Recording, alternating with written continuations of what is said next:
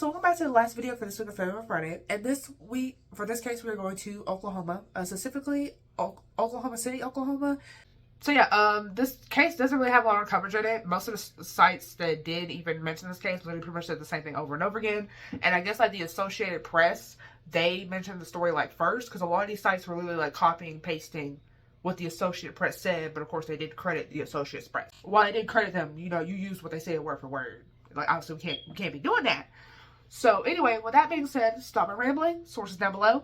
Let's go and get started. But if I lay down and I play dead and I stay dead, maybe you'll get sick of being the monster out of my head, under my bed. Think you're something out of my nightmares. Seen it right there. But if I lay down and I play dead and I stay dead, then will you get bored of killing? So we're going to start with Juanita. Juanita Martinez Gomez was born November 6, 1966. So I guess around age 17, if I know my math right, she would give birth to a daughter named Geneva. And in 2009, Juanita got arrested for having a gun, because I guess she wasn't allowed to have this gun, and drug trafficking, because she apparently had like a bunch of drugs. So her punishment apparently for this was 10 years suspended sentence. Fast forward to 2016, her and her daughter, who are now... The daughter's now an adult. She's like 33 at the time this happens. And Juanita's like approaching 50 and they're already 50. And they are working together as massage therapists. And apparently, according to like family and friends, they're like really close. So then, of course, Juanita would claim that she would try to watch... Christian television. And apparently the channel would like automatically change to like anything else but Christian television. And that there was basically like demonic noises like coming out of the TV. Basically saying the TV was possessed. And so then after that, they would fast forward into like August 27th, 2016.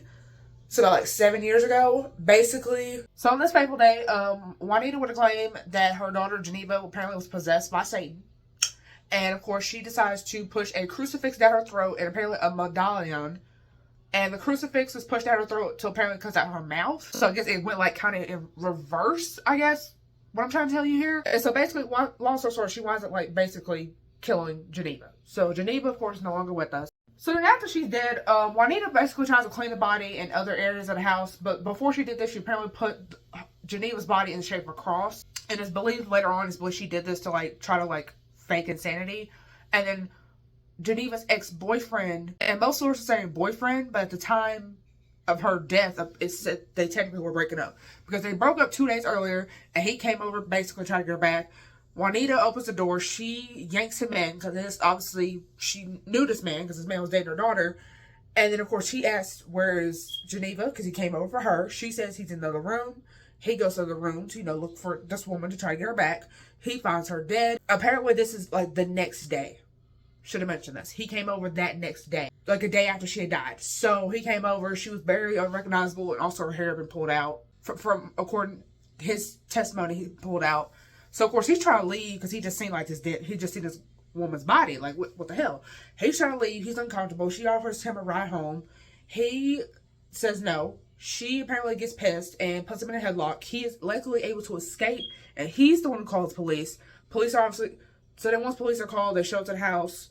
Juanita is arrested, and she says that she was basically trying to get the demons out of her daughter. And then, of course, when she is asked, like, why didn't you, like, get help if you really thought your daughter was, like, possessed by Satan? And then apparently, according to Francisco, in his later testimony during the trial, he would say she rambled on about money and Satan. But, of course, before you go to trial, she pretended to have memory problems to seem, like, mentally incompetent, meaning she would get a lighter sentence, probably sent to, like, a mental institution. And so the fact that she pretended to be mentally incompetent pretty much, like, showed that like she knew what the hell she was doing. She was trying to get off light. So then luckily they were able to prove that she actually was confident and that she was faking and all this. And so at apparently the first arraignment for the trial, not only did she not show no remorse, she also complained about the lack of toilet paper. So which I assume the lack of toilet paper in the prison, because obviously at this point she in jail, there was like no bail. So then of course fast forward to about like a year and a half ish later. So January 2018, Juanita is charged with first degree murder and given life in prison without possibility of parole. Of course, she tries to appeal it, but the jury was like, nah, your ass can't stay in jail for what you did. So yeah, Juanita is currently in prison in Oklahoma. If anybody knows Geneva or knew Juanita personally, definitely get some insight on what the victim was, Geneva was like, because I estimate Because again, the only information we knew is that she worked with Juanita and that she was estimated to be born in 1983. Because I couldn't even find an obituary on her. Okay, so if anybody has like an obituary, even if it's a paper obituary, like send it to me. Let me know something. Okay, let me know what the victim was like. Definitely, I could pin the comments so that way anyone else that watches this video can see it.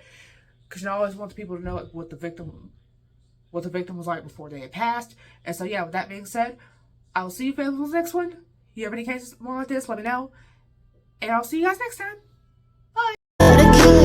So if I play dead, will you regret everything that you did, that you said? I don't think you understand what you're doing, and my heart's black and blue from the bruising. I feel like when I'm with you I'm losing.